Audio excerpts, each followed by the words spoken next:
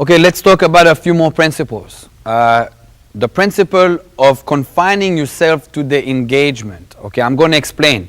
When somebody attacks you, and in relation to him and you, that space is made available. In other words, we know we got that space available.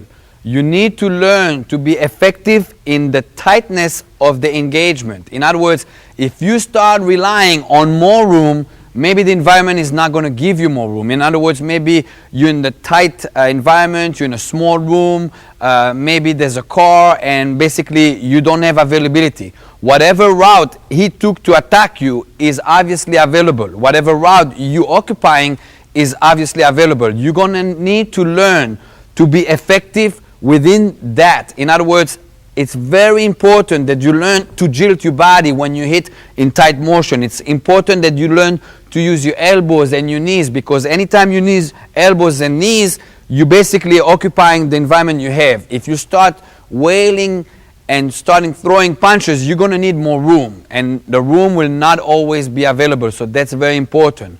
Also, when people close the gap, and in other words, it's face-to-face combat, as we like to say it in Israel. When he's in your face, the adrenaline is going to pump. And when the adrenaline pumps, you're probably going to start breathing more heavy. It is very important that you regulate your breathing to be regular.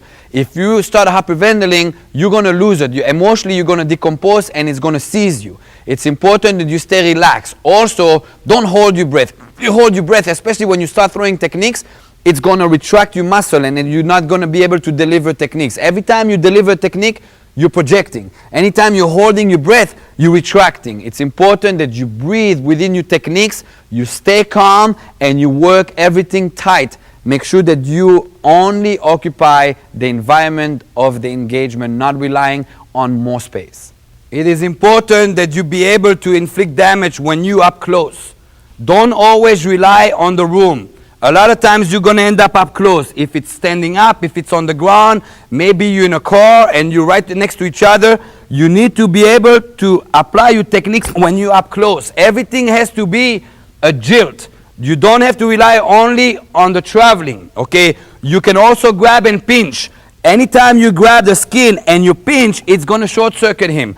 I like to go for the maul. Anytime I go on the maul, it's going to work, okay? So all these techniques is up close. Sometimes when I'm up close, I bump.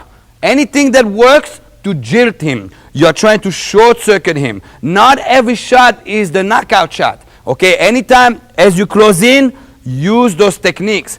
Bump him off. Anytime you can grab a hold of him, you can grab here and pinch. Right away, if Justin tries to punch me now, try punch, it completely neutralizes him. So in other words, use the inside techniques and don't rely on the room. You will always have something you can work on.